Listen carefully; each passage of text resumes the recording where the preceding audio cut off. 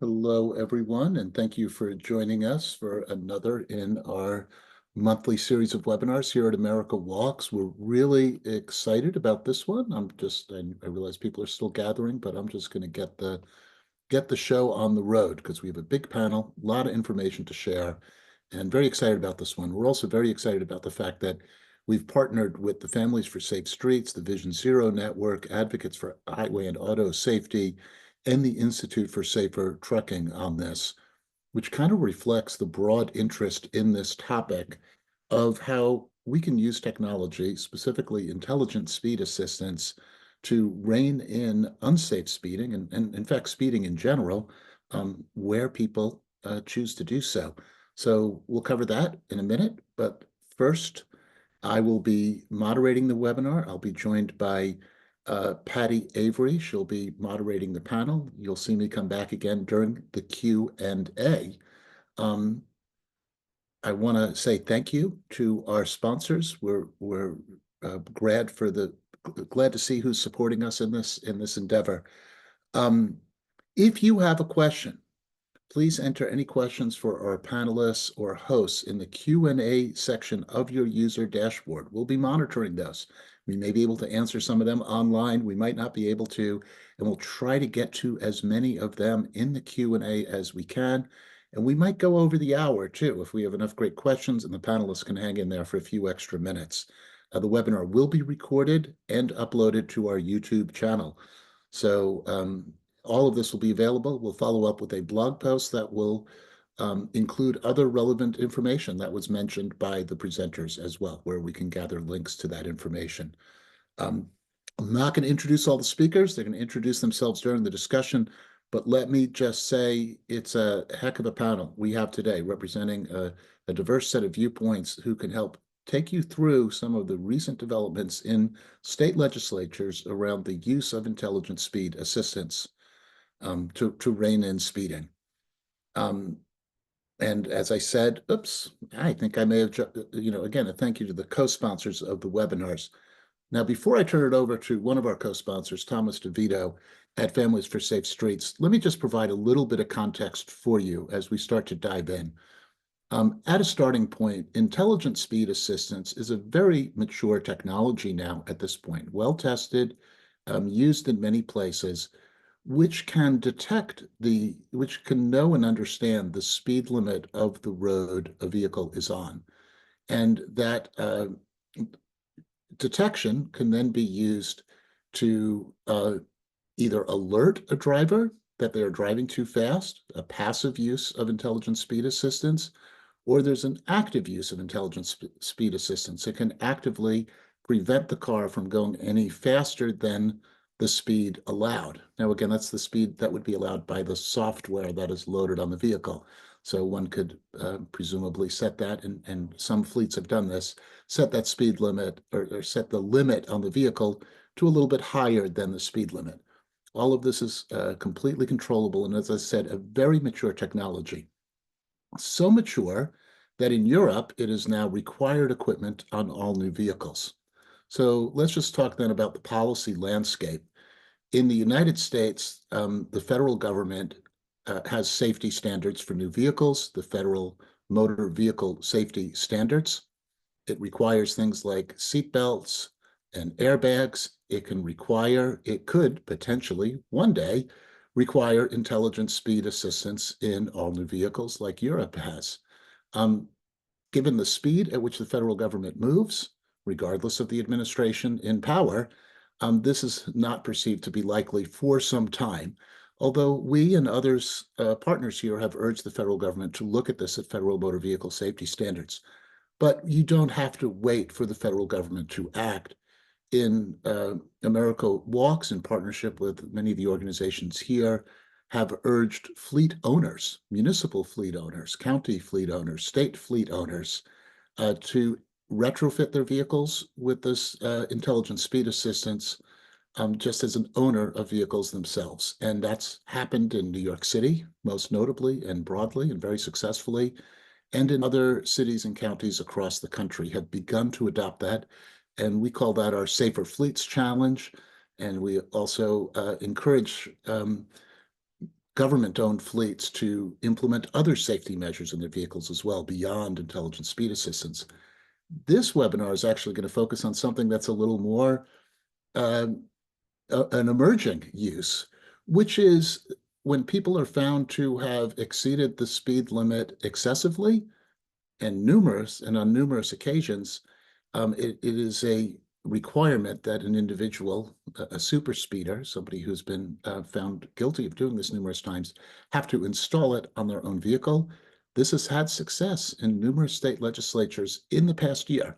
And I won't detail those successes. We'll hear more about that from the panel, but it's a new and emerging approach to how to use this technology to rein in excessive speeding. So with that little policy primer on the ways in which intelligent speed assistance might find its way into our vehicles and prevent excessive speeding, let me turn it over to my colleague from Families for Safe Streets, Thomas DeVito, to talk a little bit about Families for Safe Streets. Thomas. Thank you so much, Mike. And thank you all for being here. I will be very, very brief.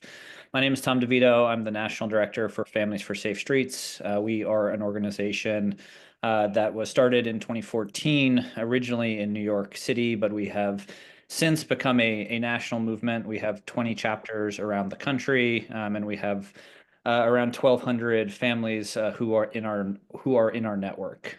All of the members of Families for Safe Streets have been impacted directly by traffic violence. They have either survived with a serious injury or they've lost a loved one.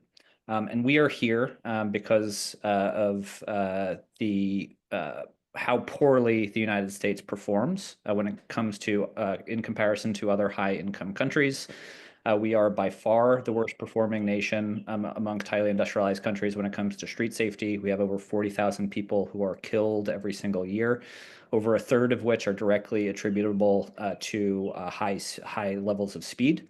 We have an august panel here of experts who in different fields who are all leading the fight to push back against reckless driving and speeding, and really looking forward to the conversation and the discussion around the promise of intelligent speed assistance technology. So with that said, I will hand it over to Patty Avery, who is the co-chair of the Policy and Advocacy Committee at Families for Safe Streets, who lost her daughter Bethany, and she will share a little bit more about how she came to do this work, and then will be leading and guiding the discussion going forward. Thank you all so much.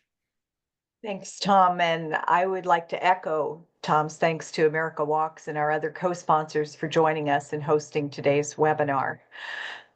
I became a member of what Families for Safe Streets calls this horrible club the moment my radiant, funny, ferociously loving 37-year-old daughter Bethany got the green light to make a left turn onto a busy Chattanooga street. A woman who was driving too fast to see and react to the stoplight broadsided Bethany's compact car at 50 miles an hour. Bethany drew her last breath 4 days later, after her husband and I made the heartbreaking decision to remove the ventilator.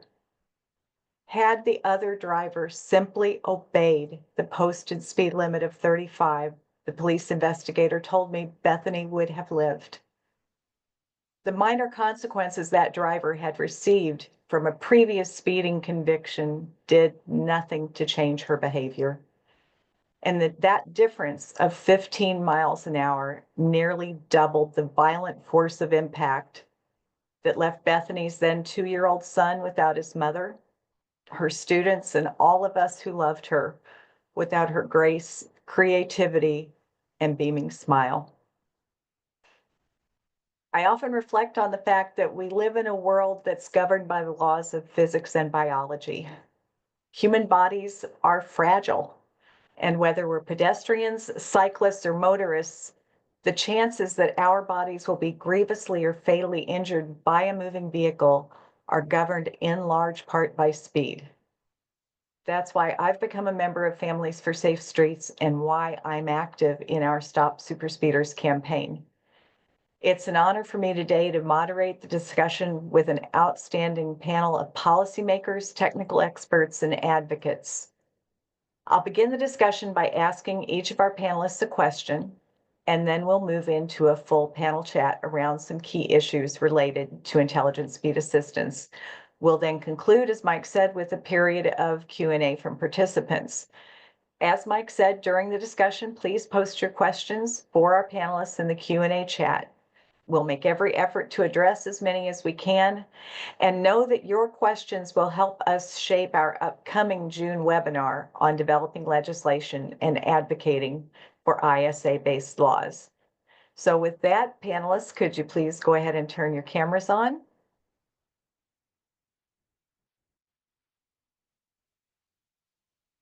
Great, I think we're all here. And I'd like to begin with a question for Rosario Carrasquillo and Chris Morris of the Virginia Alcohol Safety Action Program. So Chris and Rosario, if you could turn your mics on. Thank you. Thank you both so much for joining us today. Please begin by introducing yourselves and telling us a little bit about your work, and then talk about ISA as a technology. How does it work, and what are the different types of ISA? Good afternoon, Patty. Good afternoon, everybody, and thank you all for setting this up. My name is Christopher Morris. I'm with the Commission on VASAP. We are a state legislative agency that oversees the Ignition Interlock program for the Commonwealth of Virginia and the local programs throughout the state. We are very proud to have Delegate Hope as a member of our commission, and I'll go ahead and turn this over to Rosario to introduce herself before I answer.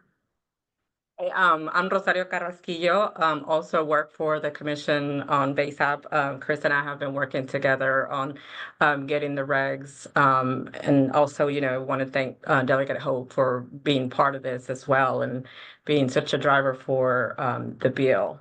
So, Chris? Yeah, so the technology, Mike was touching on that some. The device limits the speed of the vehicle based off of where the vehicle is being operated.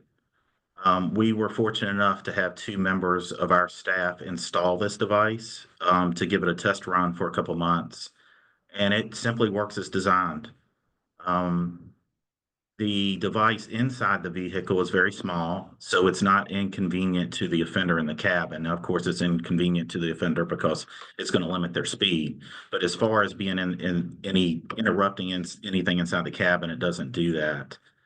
One thing about it, it does alert, in addition to limiting the speed and acting like a governor, it does alert the operator if an increase in speed is coming up or a decrease in speed in the speed limit.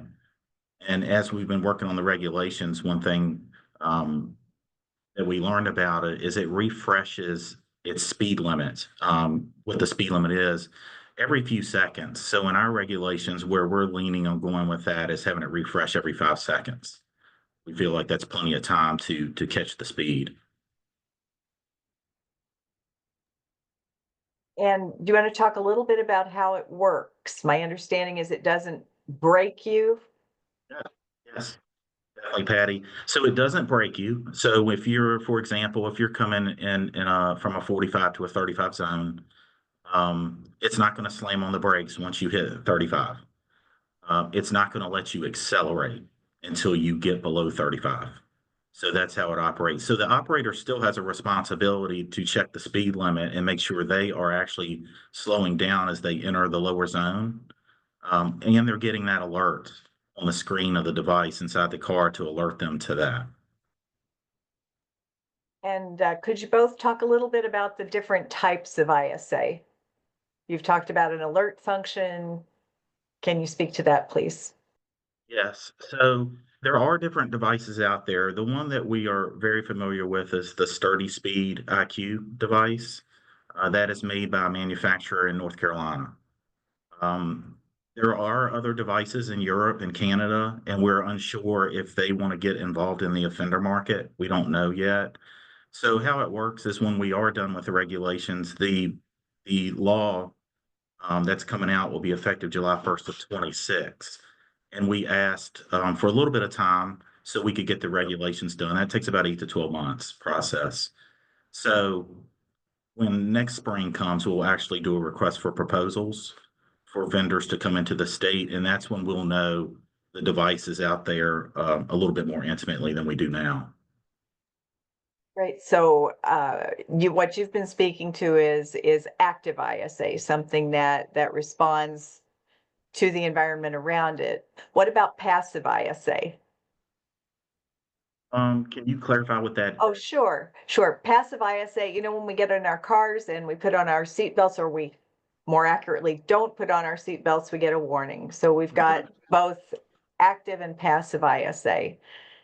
So from what we're hearing from you, the Commonwealth of Virginia is going to be enacting active ISA. Correct. That is correct. Is there anything, Rosario, that you'd like to add to this perspective on how Virginia is approaching this? No, I think Chris has really elaborated on how we're going to be taking this and what direction it's going to be going for Virginia. Great. Well, thank you both so much. And Thank as our audience has heard, we are absolutely thrilled that Virginia recently enacted ISA legislation, and it's now my honor to introduce Delegate Patrick Hope, who authored the measure. Delegate Hope, congratulations. Your victory meant the world to us. And for us in Families for Safe Streets, in particular, those of us who lost our loved ones specifically due to speeding, we cannot thank you enough for picking this up. So please tell us a little bit about yourself and how this bill evolved in the State House. Yeah, And in particular, what were some of the challenges that you encountered along the way? well, thank you again, Patty, for hosting this event, the Families for Safe Streets, and thank you for sharing your story about your daughter Bethany. Our hearts go out to you. I chair the House Courts of Justice Committee, which oversees our policies for civil and criminal laws. And when this issue was first brought to me, and you of course understand that speeding is a leading cause of fatalities and traffic deaths, you want to figure out what tools do judges have to try to take that equation off the table. And in Virginia, a judge can look at a repeat offender that comes in for reckless driving. And when I talk to judges, they would tell me it's 120, 140 miles an hour. They would see people come in consistently. They can fine them, they can suspend their license, or they can put them in jail. And that's really all the tools that they have before them. We know for a fact that a lot of those that get suspended license, they drive anyway. And it's almost human nature to think that you can take away someone's license, but to think that they won't drive because they have to go to work, they have to pick up groceries, drive their kids to school. They're going to find a way to do that. And this is a proven way in order to make absolutely certain that for these repeat offenders, they won't be able to speed. And so when thinking about solutions to a problem, if we can take speeding out of the equation, then we can save lives. And so this has really been one of the brighter spots that I've seen in this legislative session. I know a lot of states are starting to wrap up now. Virginia's wrapped up a couple of months ago. But I got to tell you, it's been overwhelming positive responses. I didn't run into any opposition with the bill. It was primarily educating the members of what exactly we're doing. And I think people got it right away. They got the problem and they got that this is a solution. And how the Virginia law was structured, it's not a requirement for the judge, but it gives the judge an extra tool. As I mentioned, they have the other tools. They can add this to their quiver to make sure that we can get repeat offenders for reckless driving off the roads. And again, I think it will save lives. I think the next challenge that's before us, Patty, is starting to educate our judges. And so we've set up a time to start having these conversations. We'll go to bar conferences and things like that to let them know about the technology. I had questions myself about the safety. You heard at the outset about the long track record that we have with this technology and how safe it is. I tested the device myself. It's very accurate in terms of locking the numbers, the speed zones when you go into an extra speed limit, and it responds right away. It only allows you can push the accelerator down as far as you want. It won't do anything if you exceed that calibrated amount. And the car I drove in was 9 miles over the speed limit. So doesn't sound like a lot when you think about 9 miles, but if you're in a 25 or a 35 and you're going 9 miles over, that's actually pretty fast. And it felt pretty fast to me. So I was looking for solutions to this problem. It's a real solution. It's a bright spot, I think, in this partisan and rancor environment that you see across the nation. This is one area that I think Republicans and Democrats and independents can all come together because we all want the same thing and to make our streets safer. So this really checks those boxes, and I hope, and I talk to other my legislative colleagues across the country, they're just as excited about this, and I really can't wait to get the rules implemented. I know Chris and Rosario are working hard on the regulations, looking forward to working with them and seeing this in action and knowing that we'll be saving lives. Thank you so much. I'd just like to ask, I actually watched the hearing. You want to speak a little bit to the role that advocates played in overcoming any objections, any potential objections to the bill? Advocates always play an important role in how we do a bill in Virginia. The patron, myself, I will present the bill. I'll talk about why the bill is necessary. I'll describe the problem and how the bill solves that problem. But then I really didn't have to do anything because we had lines of people, 15 or 20 different people came up, shared their story from different personal stories like yours, Patty, people sharing their stories of how had this technology been used, they could have had a different outcome, but also from the different advocacy groups that work so hard, instilling a lot of confidence into the legislators, groups that you've heard of and who work with and respect, understanding that this technology will be successful in saving lives. Made my job a lot easier, but I got to tell you, listening through the stories, we've got to stop doing this if we can save some lives. This makes absolute sense for every state to implement this. Thank you so much. Mike McGinn once pointed out that in America, we tend to believe it's our inalienable right to exceed the speed limit. And the truth is, it's not. It's not. Speed limits exist for a reason. And these bills that we're seeing emerge target, as Delegate Hope said, the worst of the worst, the super speeders who continually offend. Or in some states, we're even seeing bills that if you go over 100, period, this is an option that the judge can do. Yeah, and So, I would tell you, and you're right, Patty, that if there was a little piece of resistance, it was to some members who felt like driving is having government involved in this was a little bit too far, was government overreach is what they called. And my response to that is, look, driving is not a right, it's a privilege. And if you break the law repeatedly, then this is the price that you're going to have to pay to do that. It makes everyone safer, and it makes absolute perfect sense. And when people see the facts, they see how this works, it's really a no-brainer. yeah, and as Delegate Hope pointed out, I hope everyone caught that the vast majority of people whose lives are suspended continue to drive anyway. Research around the country shows that upwards of 70% are doing that. So they're driving anyway. Let's find a way to keep it safe. Thank you so much, Delegate Hope. Thank you, Patty. Now, my next question goes to Eric Richardson, someone with very deep experience in implementing ISA. So Eric, we've just talked about state level legislation. After you give us a little bit of information about yourself and your background, could you share some about what we're seeing from ISA deployments at the international level, the national level, or municipal levels? Sure, Patty. And first of all, I wanted to just, thank you and all of the members of Family Share Safe Streets for all your efforts here. I remember back in 2021 when I was at a TA event, and I mentioned this thing called ISA and how they were doing it in Europe, and what it would be a great thing if we tried to pilot that here. And then TA and Family Share Safe Streets stepped up and wrote a letter to Mayor Adams when he took office, saying, here are the things that we think you need to do to make streets safer. And one of those was pilot ISA in municipal vehicles. And that's when we were able to launch the New York City program, which I was very proud of leading and managing. And to see where we are now is a great thing. So one of the things that we're seeing a lot of things going on in the EU, some of which are very public, some of which are being done and have been done and not getting as much publicity. The EU mandate for ISA was a great thing that they did. Obviously, that requires ISA in all new vehicles.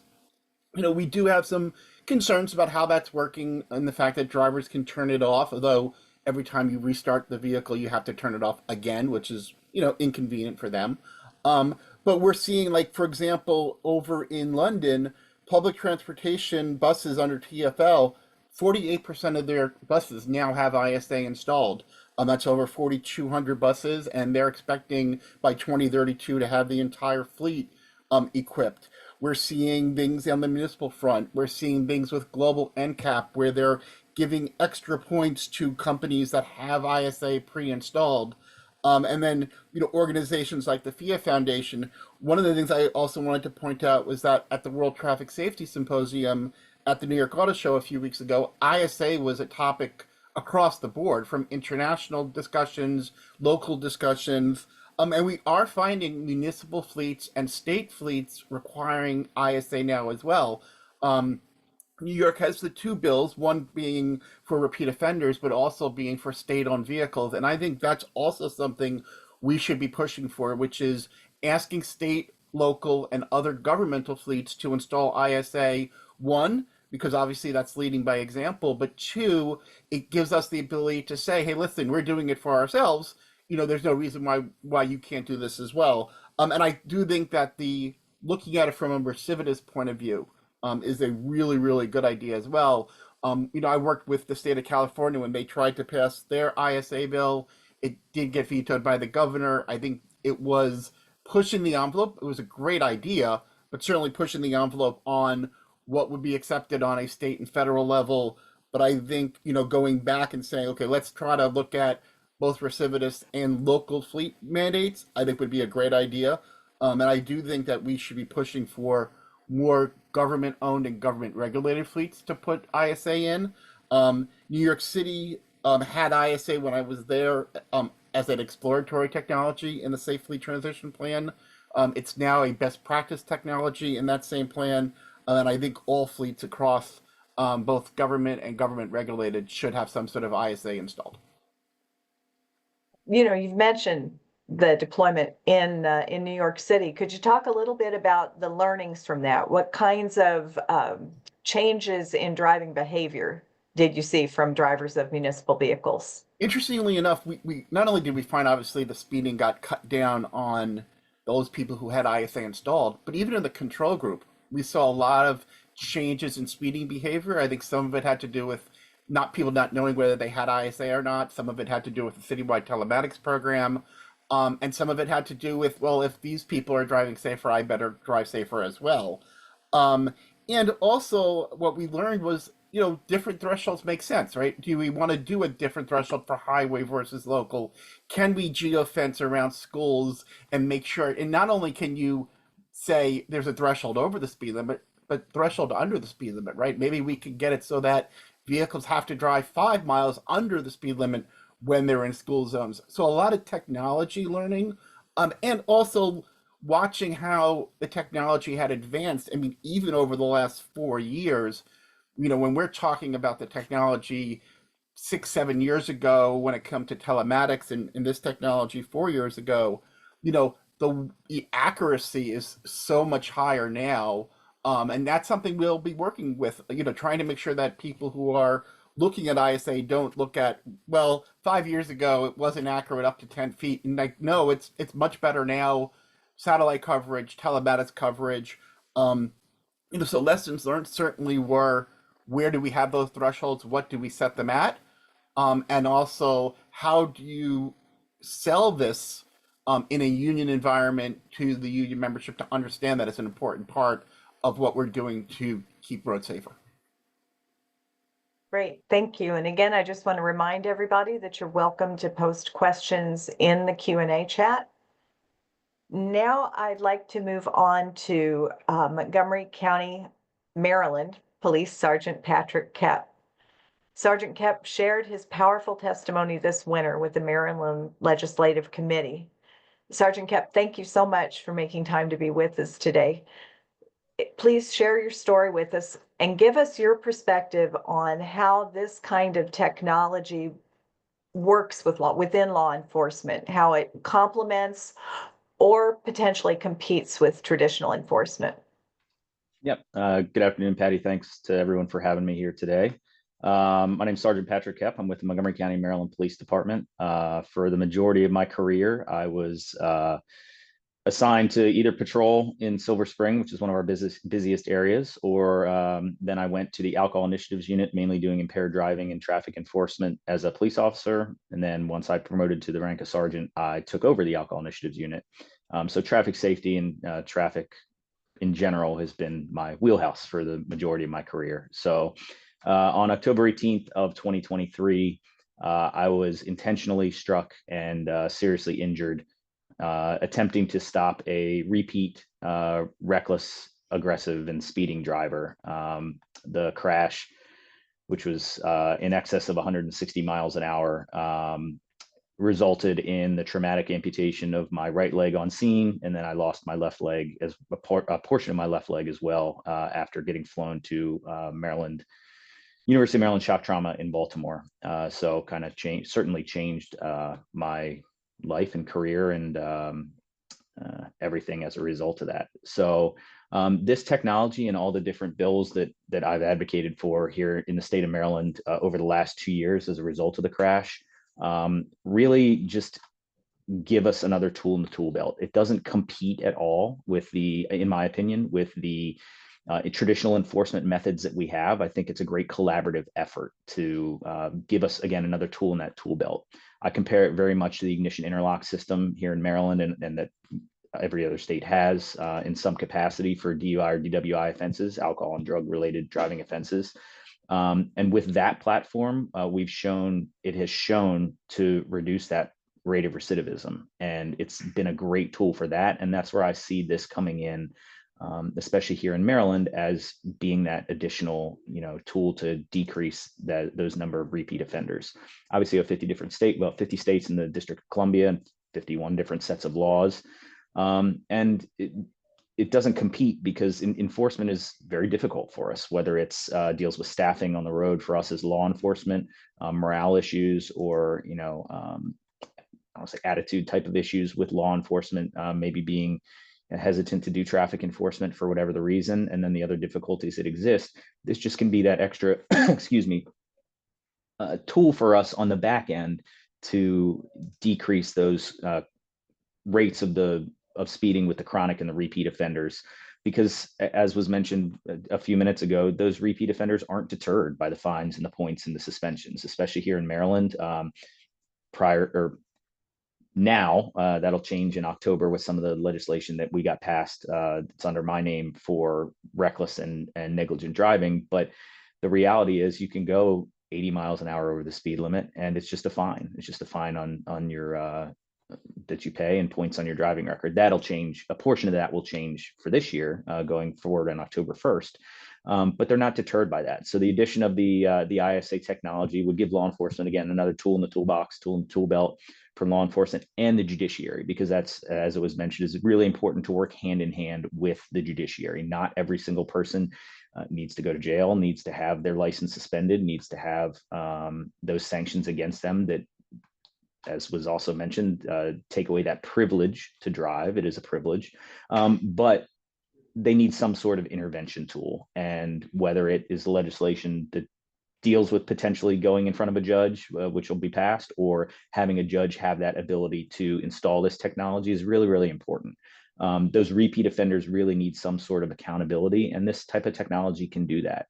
And then, similar to the ignition interlock system, by not installing it and by not complying with that judge's ruling, that gives law enforcement an additional tool, potentially similar to the interlock for those who don't comply, by making them even more accountable, where the judge has already held them accountable in one way to say that they have to install the device. It allows them, if we interact with them and they don't have that device, to go in front of the judiciary once again and have those have that again face-to-face interaction, where they have the ability, where the judiciary, the judges have the ability to impose other sanctions when when that technology is not installed or not used properly. So it's a great tool for us to be able to work in that collaborative effort, not a competition at all with our enforcement. I think it's a great collaborative tool that we would be able to have, and as seen in some of the other states that have it and that have passed it. I think it's a really good opportunity for us in Maryland to catch up with everybody else, and then really kind of lead the pack with the few other states that have had this enacted so far to kind of reduce these numbers of the repeat speeders. Because again, in Maryland, it's unfortunate that our laws really don't have that accountability, and it's just fines and points, and that's well and good for a portion of the population, but not for everybody. Yeah, and as you alluded to, unlike your neighbor Virginia, the legislation didn't make it across the finish line this year. So in this interim period before session reconvenes next year, what do you see as some actions that advocates can take, or that they will be taking to ensure passage next year? I think one of the things that's really important is seminars like this, is working with our legislators to kind of get more information about the technology out there. That, what Maryland tried to do this year was a pilot program, which I think is the great way to start, knowing how our state works with some law changes and things like that, especially when it comes to driving. I think that pilot program is a really important thing. Getting more buy-in from the Motor Vehicle Administration, is what we call it here, the DMV, in other states, to get them to support it. And then getting the groups like Families for Safe Streets, getting people like MAD even involved, other entities that are stakeholders in keeping our roadways safe involved, and communicating with the legislators and making it a priority. And that's a difficult thing for any type of legislation to go forward, is, there's so many different agendas and priorities for whether it's different areas of whatever state you're in for what they see as important. But this is something that affects everybody. I mean, I've said it before, and I think I said it in my testimony for this bill this year in Maryland, is how many times have we seen somebody driving down the road, whether it's our highways here, 270, where I was struck, or somewhere else, and say, man, that person's going to kill somebody. That's a universal problem everywhere in the United States. And getting the legislators and the advocacy groups to recognize that, and to realize that this is important for us, and it's necessary to curb this type of behavior. And it just takes time, as we all know, with legislation and in our different states, to get that across. But I think getting that advocacy, working with the individual legislators, and that's something that I think I have a benefit here in Montgomery County, working with the few that supported my bill specific to reckless and negligent and aggressive driving, was really important this year to get them to work on the back end, and just to get everyone to realize that this is a priority, that speed kills, and that by reducing those number of instances, that we can have these additional tools to use that are really beneficial. And I think probably for us here in Maryland is correlating it back to that ignition interlock device, because they're very similar, if not almost identical concepts with different focuses. That I think that's the way that we'll be able to use that as a great selling point, and to have show that the district in Virginia, our neighboring states, and other states across the country are doing this as well, and that we wouldn't be the first, and that it is a proven technology, and that it's very beneficial to everyone. Great. Thank you so much. That's really valuable advice to all of us who are already looking forward toward next year. Yeah. Now, our final panelist, Tasha Hairston Springs, comes from another very important perspective. Tasha, you've been very open about how you inadvertently caused a serious crash. Can you share a little bit more about why you do this work, and what this kind of technology can do to prevent other people from making those same mistakes? Thank you. My name is Tasha Hairston Springs. I'm the CEO and founder of Mindfully Aware Driving Solutions. And I'm also a survivor of traffic violence. I never thought it would happen to me. I never thought that texting and driving would affect my life the way it has. But on October 17, 2012, I decided to get in my Toyota Highlander and text my daughter about her cell phone bill. She kept texting me, "Mom, pay my bill." I text her back, I'll pay your bill when I get ready. I connected to an overpass. I hit a car traveling on the highway beside me. My SUV began to flip. I was partially ejected. I have a lot of damage to my face, my body. I hurt the two people. And in that, I became an advocate against distracted driving. I am an ambassador with Families for Safe Streets. So I have shared my story several times with the hopes of waking people up to get them to stop driving distracted. But one of the reasons why I have joined this fight is I used to be a habitual speeder too. So the speeding and the distraction together for me, if I had an imaginary situation, I would have killed the people I hit because I was doing 70 miles per hour, even in the crash that I was in. But it has been times where I have driven 100 miles per hour for no reason. And it was just because it was a habit. So this technology, I know it would have maybe prevented a lot of things that I have been through in life with my risky driving behavior. So I support it, and I would love to try to implement it here in North Carolina. I'm from Winston-Salem. North Carolina is where I'm located now. But I really believe that this technology will help change the culture, the behavior, because it is grounded in behavior. And I'd just like to say thank you for your time. Tasha, thank you so much. And thanks for your vulnerability in sharing your own story with us. You know, I think if around the table, if we all had to admit it, we would admit that we have sped on occasion. And as you said, out of habit. Now, I'd like to engage Chris, Rosario, Delegate Hope, and Eric in a response to this question. Ensuring that safety systems are equitable is always top of mind. Can you share about how we can ensure that these systems are affordable to everyone? So please feel free to jump in. Well, Delegate Hope, I'll leave that one to you to start with. well, I'm glad to start, and I want Chris and Rosario to back me up. You know, and Sergeant kept mentioned about the ignition interlock, and I thought my entire mind when this idea was brought to me, that's the model. It's a very successful model that we have throughout the states for first offense DUI.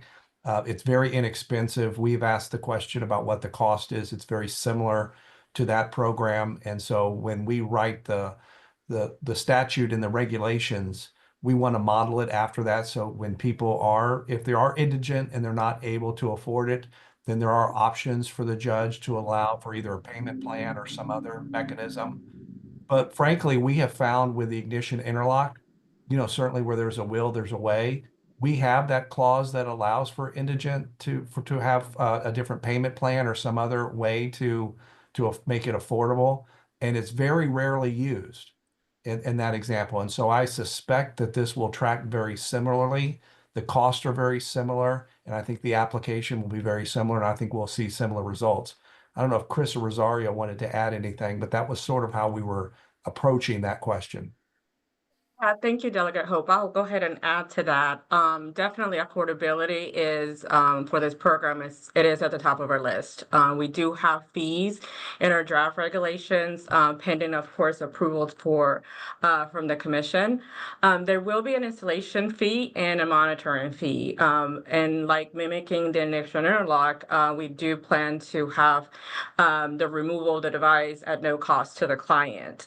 The program will be a little bit different though. We will be adding an education component, and that would be at no charge to the client, with hopes that the education component would be in combination where it would generate a change in behavior, just like Tasha was talking about. And so we want to kind of put that in place. We also did a little bit of cost comparison. And so when we were comparing some of someone not getting this device installed and choosing to have their license suspended, it is much more expensive than having it installed. So some of those factors that were considered were Uber, rideshare costs, potential loss of employment, food and grocery delivery service, possible jail time, and loss of license. There was one unexpected not expense, but cost saving. And this was the fuel cost. So if you have the device installed, it will decrease your fuel cost because of the hard and rapid acceleration. It consumes more fuel than a smooth, gradual acceleration. So really, what we did is that we compared it under the same sturdy website. They have where you can put in the information. So we put it if what would be the savings for a 6-month period. So technically, if you have the device installed for about 6 months, you'll be saving about $180 something. So that could be put into maybe the monitoring fees or something else, but you'll be saving money. Well, I hadn't even considered Yeah. that as a balancing effect with that. Now, I do know that as we've monitored the bills around the country, they each have had some provision for people with low incomes, and it's varying from state to state, the mechanisms that they would use to do that, and some states have a sliding scale. So as this issue grows into maturity around the country, I think we'll be seeing these solutions to ensure that it's affordable and that someone doesn't have to fully lose their license because they don't feel they can afford the installation of the equipment and the maintenance fee. So we promised time for Q&A. So I'd like to invite Mike to come back and share some of the questions that have come in. Sure. First thing I want to say is that Eric Richardson is in there too. We've attempted to answer a few, so feel free to browse the answered questions as well. If you asked a question or if you want to see an answer to one that was asked. One that's out there is, hey, why not just require this in all vehicles from the outset? And yes, absolutely. Excellent question. That goes to the idea that really requires federal motor vehicle safety standards and federal regulation, which is difficult to accomplish. California attempted to require it in all new cars. The legislation passed the legislature, but was vetoed by the governor, citing federal preemption. So both the Safer Fleets Challenge and the super speeders work can be seen as a way for states or local governments to take action without waiting for federal action on speeding. So that's the regulatory framework. I would say the most popular question by far, and I'm not sure who the right person is to answer it, is what stops somebody from just disabling it or using another vehicle in the household or otherwise evading the restriction placed upon them by using another car? And go ahead and give that a shot. So in Virginia, for ignition interlock, we have, and the ISAP bill is similar, that if you circumvent the device, we can go ahead and file separate charges for a class 1 misdemeanor, which has really been beneficial for ignition interlock, and I'm sure it will be for this also. We are working in our regulations now and bouncing back and forth with the Attorney General's office on any consequences to someone driving a car without a device in it when they're required to have one. Where right now in Virginia for interlock, it's a class 1 misdemeanor. So we're looking at some things we can do in the regulations in consultation with the Attorney General's office. Actually, I have a follow-up question to that, actually. So we have a situation where somebody's required to have an alcohol interlock. It's kind of easy to see in the vehicle whether or not it's been installed. How are you guys handling that when it comes to ISA installations? Are you talking about from the state level or from law enforcement? Law enforcement, right. So if law enforcement pulls somebody over, right, they can kind of see whether or not they have an alcohol interlock system installed. It's hard to see ISA if it's, under the dash or something similar. Okay, so I'll answer that from two different ways. So the ISA sort of clips on like your middle air conditioning vent. Oh, so you're doing the ISA equipment that's okay, external, not embedded underneath the dashboard, not something that's OEM required, but something that's more visible to law enforcement if they pull you over. Correct. Got it. Another question I see is on I'm sorry, let me go find the exact question, but it was the question about how to engage members of the community and community engagement on working to pass this. And how did you find it in the states that you looked at in terms of getting community engagement around this topic? Well, maybe that's for me. I just introduced the bill, and suddenly everyone sort of flocked to it like moth to a flame. And it was approached to me by advocacy groups and a manufacturer. And as I said at the outset, I had tons of questions, and those were answered satisfactory. But there's nothing like getting a bill introduced that will start the conversation percolating. And from there, as the bill started to move through the legislature, a lot of news coverage. I must have done maybe 15 to 20 different interviews with different news outlets, and the community really started buzzing and talking about it. And of course, it's webinars like this. My advice to anyone thinking of doing this in their state is to start contacting their state legislators. And in Virginia, it's always good to talk to some of those committees that might have jurisdiction. So any of those committees that are working on legal issues, judicial matters, and things like that, or your transportation committees. The advocates should take it to them. Talk to your delegate or your representative or your senator and tell them why this is so important. And I think you can create that firestorm. I hope that to hear the generation from things like this, but other news outlets that have put this forward will get all legislators' attention. We always look to see what kinds of legislation is moving throughout the country. And I've just been very pleased to see there might have been a dozen states or so that were working in this legislation. I suspect there'll be maybe 20 or 30 next year, and it'll just keep snowballing like that. You know, a related question, a lot of folks in the transportation advocacy world, what would be the best way for them to connect with those in the law enforcement world around this topic? I mean, most of us don't think of law enforcement as its own advocacy arm, but they do advocate for things. So I'd love to hear if anyone has thoughts on how to make that connection. I think from the law enforcement side, I think it's reaching out to your individual departments and individual entities, probably starting with, state police is one of the best places for most of the states, as they're usually one of the largest entities in that state.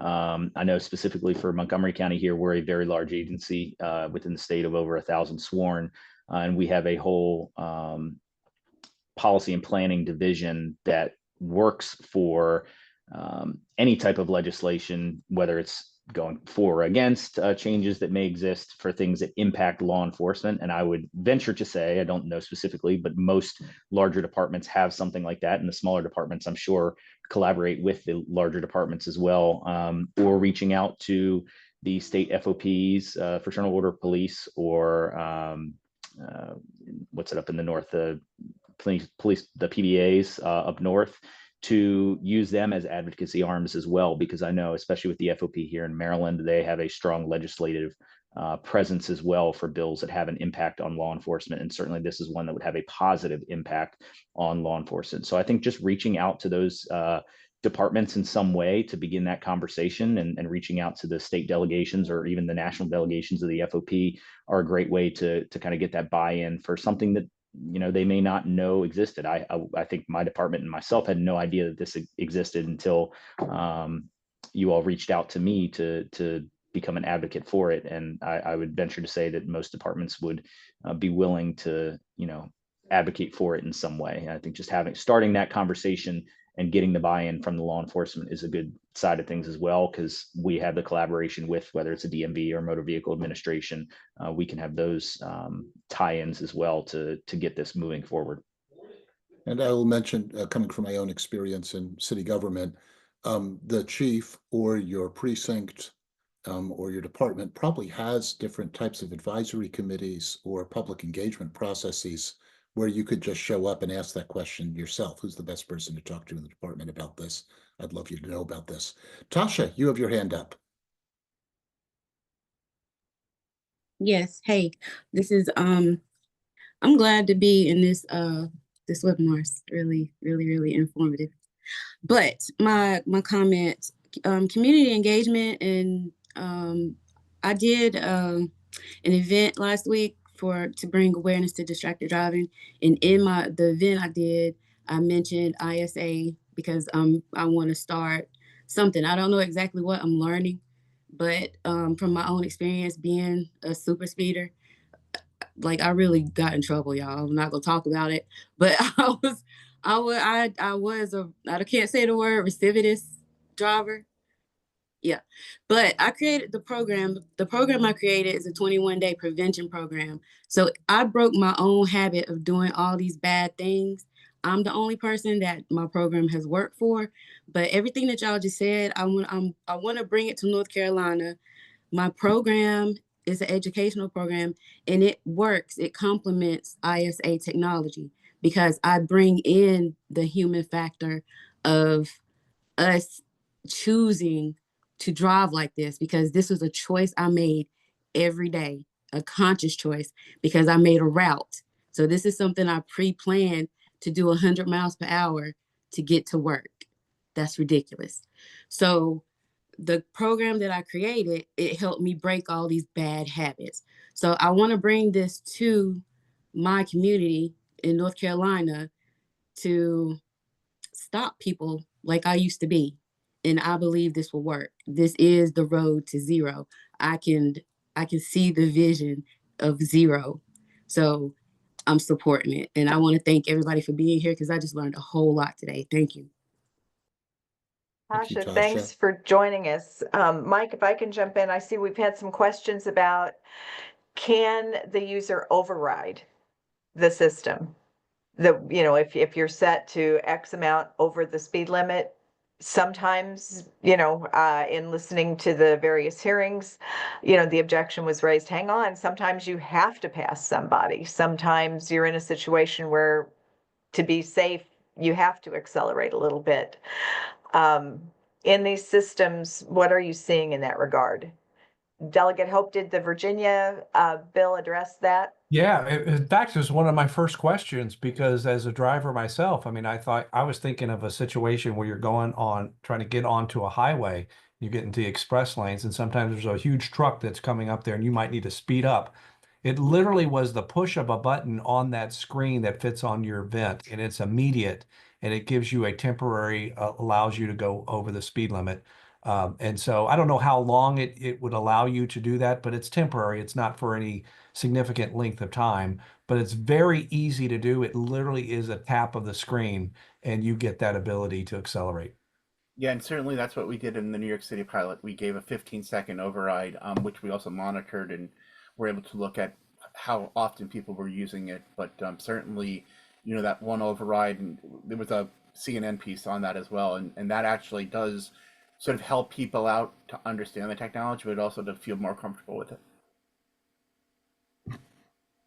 So I'm going to jump in and take this opportunity to do a soft close. But if you want to hear more questions and answers, hang on. But some people just want to close at the hour, and I want to catch them before they leave. So with that, first of all, I just want to say, definitely join Families for Safe Streets. They'll be holding a special workshop to take a deeper dive into this. So if you're inspired and you want to join with some of the Families for Safe Streets and America Walks folks for this next workshop on how you can bring this to your community. And a workshop is different from a webinar in which there'll be more opportunity for one-on-one engagement with everybody. Also, if you like what you're hearing, we thanked our sponsors at the beginning, but this is also made possible by the individual support of people making donations to our organizations. We couldn't do it without you. Please consider supporting America Walks or Families for Safe Streets. You may know that this is a tough time right now for a lot of nonprofits, and your support really will make a difference. So please help us continue doing this great work. We will also have another webinar coming from America Walks in June. Don't have the exact date yet, but stay tuned. Small cities in transit, why it matters. And we're looking forward to that as well. So with that, let's get back to the Q&A, and thank you everybody who stuck it out for the hour, and please hang on for a few more. So here's the next question I have teed up. It's been asked a few different times in a few different ways. One is, are there privacy concerns? Have people raised privacy concerns? And have those privacy concerns been raised by unions? I think we're thinking in the fleet situation, but I guess it would apply to anybody that had ISA, that the technology could be used to track the location of people at all times, and what type of privacy concerns does that raise? I Don't can know who say to go to. something. I Go can ahead, say Tasha. something. Well, my time expired with African American Women Trucking Association. And for me to be able to speak on that with the truck drivers, a lot of them are concerned about privacy and safety. So with a lot of the fleets that I've talked to and some of the webinars I've been in, they don't support it because of the privacy. And the other side to that is some of the technology, some of the telematics technology, it would actually help out in case of a traffic stop where something happens and it's recorded on some of the telematics software. So with that being said, a lot of the trucking industry, the part that I know about, they don't support it because of the privacy concerns.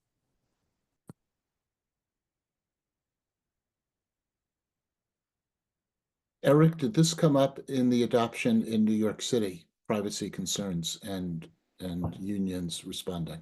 Well, I think Big Brother privacy concerns come up whenever you do a project like this. I think one advantage we had was we already had telematics as a citywide deployment, because obviously city law requires, comptroller requires that the city knows where all of its assets are whenever and wherever they are. So the one benefit was that we had the telematics program already installed.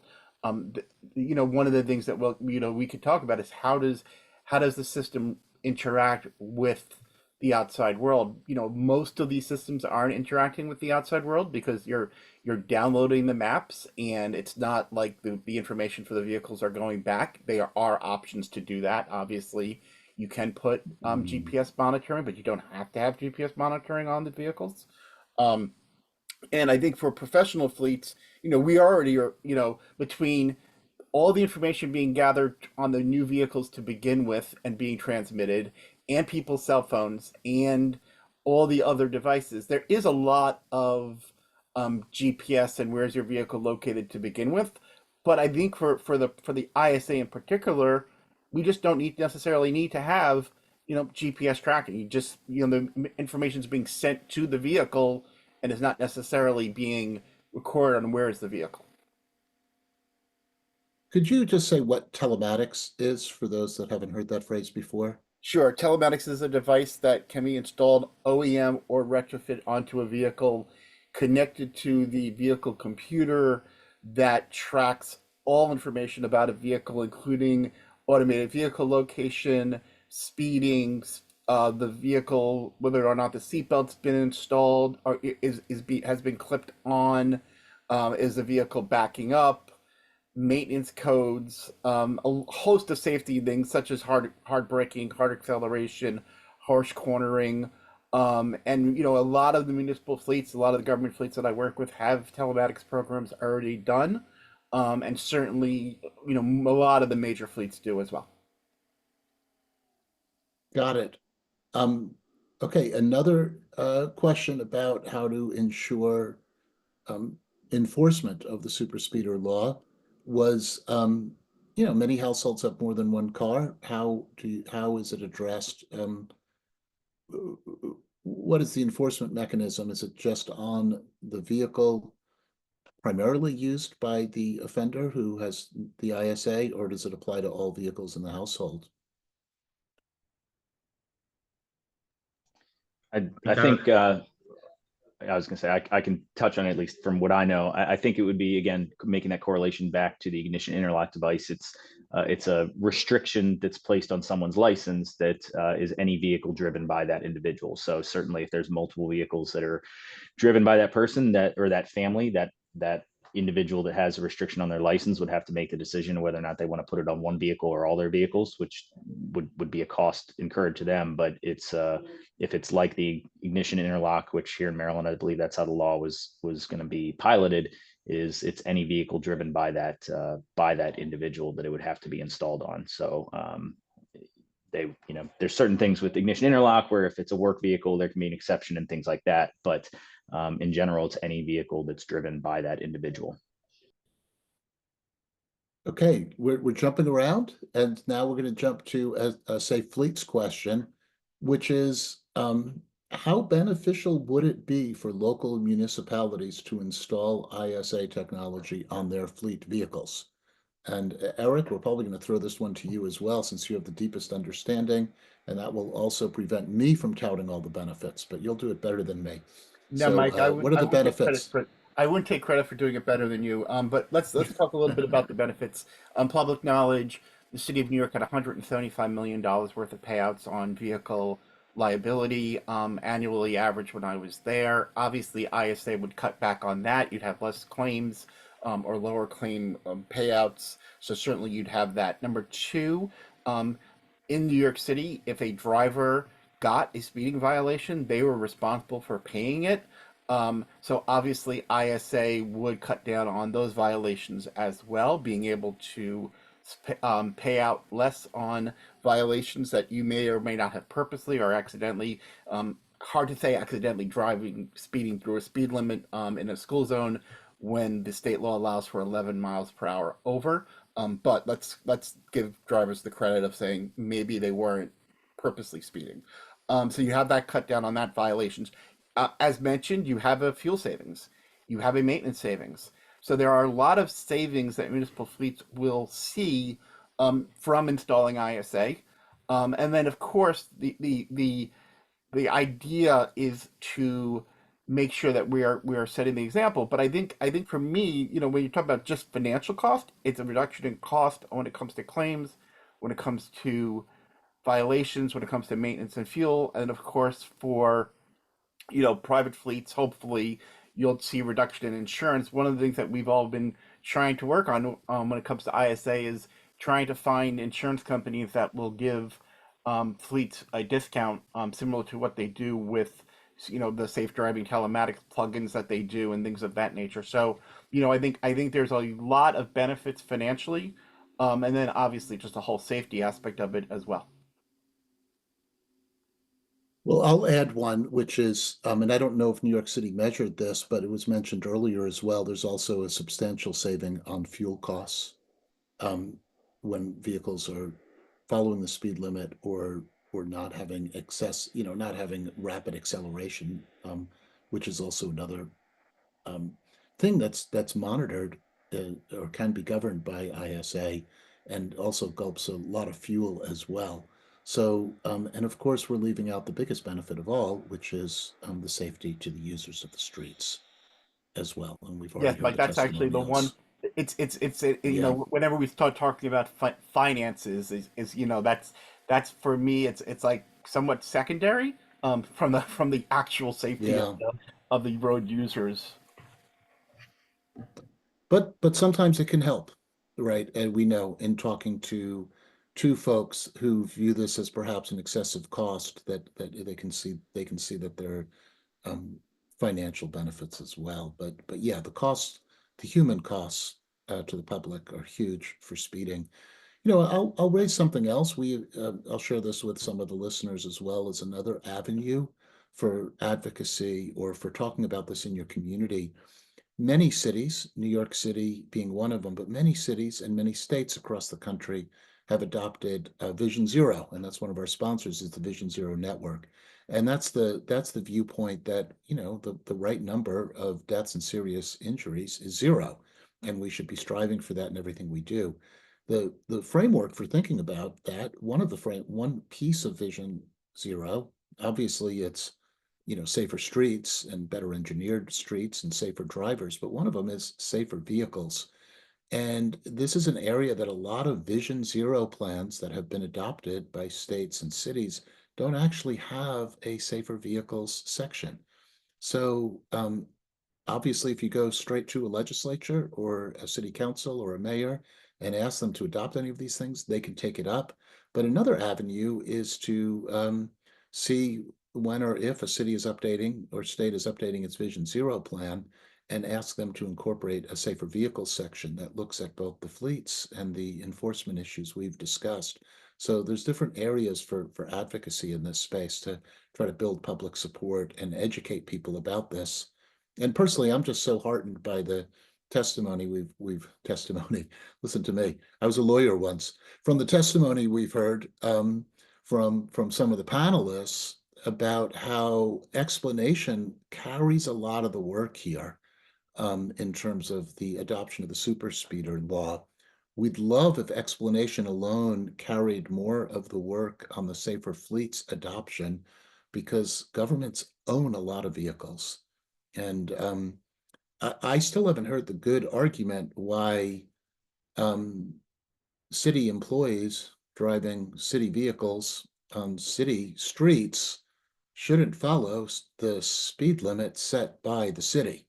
So I would really love to see a much faster uptake of this in government vehicles than we've seen so far. The obstacles appear mainly to just be inertia, getting the fleet administrators and those who have oversight of fleet administrators to get this adoption. And again, every Vision Zero city should have this as just part of their plan, as part of their actions. Every Vision Zero city should be just moving to adopt this just for the safety reasons alone. But when you add in the other benefits of reducing financial exposure to liability and reducing fuel costs and just having a safer fleet of vehicles, it seems like there should be much more rapid uptake. We're hopeful that the leadership of cities like New York, DC is now going to do it in one of their places, will help spur other jurisdictions to do it. Just like the leadership we've seen on the super speeders laws, we'll see other state legislators pick this up as well. So I just went on a little bit of my own carrying on here to everybody listening, and to those that are still here, anything you can do to jump into this discussion and really do something meaningful to save lives, please come to the next workshop. Delegate Hope. I just want to mention something because we've talked a lot about repeat offenders and we've talked about fleet vehicles. After I passed the legislation, I heard from parents of young drivers that this could be an option for them in the future. And of course, there's nothing to prevent them from going out to get this technology now. But it's certainly the new drivers that are coming on the scene, people that might think that they're invincible. This might actually help them as well as in the safety area. So I just wanted to throw that out as another example that I'd heard from some of my constituents who are interested in having this apply in the future down the road to younger drivers. Yeah, Delegate Hope, we had a horrendous speeding fatality on Staten Island a couple of years ago. 3 teenagers were in a car that was speeding and it hit another car that was also speeding. Unfortunately, all 3 teenagers lost their lives at the scene. And, the parents have always said, I wish I would have known. I wish I would have been able to stop my child from speeding. And I'm like, ISA is like, you think about back in the 90s, and maybe I'm dating myself, when they had parental control for cable TV. And I'm like, yeah, ISA is parental control for vehicles, right? You want to have your teenager have the right to drive, but you also kind of want to make sure that they're driving safely. And that was a horrendous. But yes, this is a way to go in order to better prevent those tragedies from happening. Since I did a statement in the nature of a close, why don't we ask if any other panelists want to make a statement in the nature of a close, and then I will turn it over to Patty and Thomas to close this out completely. Any other panelists want to take a final statement? Sergeant Cap. Yeah, I'll just there's a couple of questions real quick. I'll just pop on because they're very quick to respond. There was one about crash reports completed that's difficult to analyze for the type of collision. I think that's just about data collection and how the individual states, do that, whether it's with speed and things like that. That's a difficult one to to do, but I think data collection, again, usually goes back, at least in Maryland here, it goes back to the state police, and that's who gets all the information for that. So using them as a resource, again, or whoever is the central repository for those type of reports is really important. The next one was just about that technology, about license plate readers and things like that. Technology is great, and there's so many opportunities to that. I think that depending on your state and what your laws are, license plate readers could or could not have that. Again, the difficulty is just like speed cameras is who's driving. So it may be a vehicle that's owned by someone, but may not necessarily correlate back to who is actually operating that vehicle. And then just the last one here that I saw directly for me, at least, it took years for the ignition interlocks getting placed, and then we had to have, unfortunately, my department's fatality of Officer Noah Liotta pass away before we got some of the loopholes in there. I think getting this legislation passed in whatever state, I think Maryland did a great job, again, by making it a pilot program first to kind of do that soft launch before we actually get into everything. It could be a problem with it, but I think having those guardrails in place to kind of get things going are a good start. But my closing is I'm very appreciative to you all for having me here, and I'm always happy to be an advocate for the traffic safety and things of that nature. So feel free to reach out if anyone needs any help, and thank you for having me on the panel. Tasha, then Chris. Hey y'all again. I just wanted to put this out there. I'm doing my best to put my program into something that can really help people stop speeding, help people stop driving distracted. And I need what I'm asking for, help with connections to people that want to learn more about my program. It's a mindfully aware driving program. It's a 21-day prevention program that I created based off of my own terrible driving habits. Y'all just don't understand how terrible of a driver I was. Like, this is something, it's like an awakening for me to see and hear people's stories and understand that I was that driver. And this could have been my story. My story could have been worse. I could have killed somebody. I hurt the people that I crashed into. I hurt them. And that still like haunts me. And that's why I created this program, because I don't want anybody else I don't want to switch places with nobody. So I thank you for your time and sharing your stories and your support. I appreciate y'all. Thank you, Tasha. And maybe we can toss I see, maybe we can toss out a link to your work in the group chat, and we'll include it in the final blog wrap-up post as well. Chris. You might. What we hear from the interlock vendors a lot since I've been here is, different states put out legislation for interlock and different regulations. And there's been a effort over the years for reciprocity between states to sort of get them all aligned. And that's kind of hard to do once different states put out different legislation and different regulations. And, thanks to Delegate Hope again for getting this out there, this bill passed. And what we're trying to do with the regulations is lay a foundation that we can work with any other state when the time comes to so we don't have to have reciprocity issues among states, that they can sort of use our regulations as a foundation and our law as a foundation. So for any states out there that next year get this passed, we are more than willing to work with them on the regulations, any help that they may need. Thank you, Chris. Eric, your hand is up. Sure. So just a couple of things. I did notice in the chat a question about how do we get government fleets funding in order to do pilot programs. I suggest you apply for the federal DOT Safe Streets for All grants, and I believe the deadline is the end of June for this round. The city of New York did that when I was there, and while I can't guarantee that they'll ever get that money, who knows, maybe they will at some point. But they did fund $8 million to the city of New York in order to expand ISA. So I would suggest that. There are also other programs out there that you should look at. The other thing is I do want to mention that USDOT Development Center did a really great study and review of the New York City program and talked about ISA in general. I would suggest people look that up. And also, I just wanted to again thank all of the organizers of this webinar, and particularly the Families for Safe Streets. You guys are some of the bravest people I know, and I thank you for all your work. I am, any other panelists? I think we're there. Okay. I want to say, also want to commend Families for Safe Streets. The work that they do is unique and worthy of your attention and support. And without them, we would not have had this wonderful webinar. So with that, I'm going to turn it to Patty for any closing words and the final thank you. Just a heartfelt thank you again from Families for Safe Streets to all of our co-sponsors for this event, to Delegate Hope.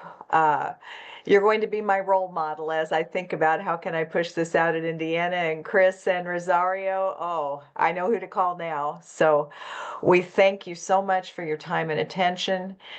As has been mentioned, our upcoming webinar on June 24th will actually have two components. We'll have one side to focus on technical issues, on building legislation, on talking about fleets, but then the other side will be for advocates, for people like me who want to get this rolling in their state and community. So we invite you to join us those on June 24th. And thank you so much for your time and attention this afternoon. Thanks.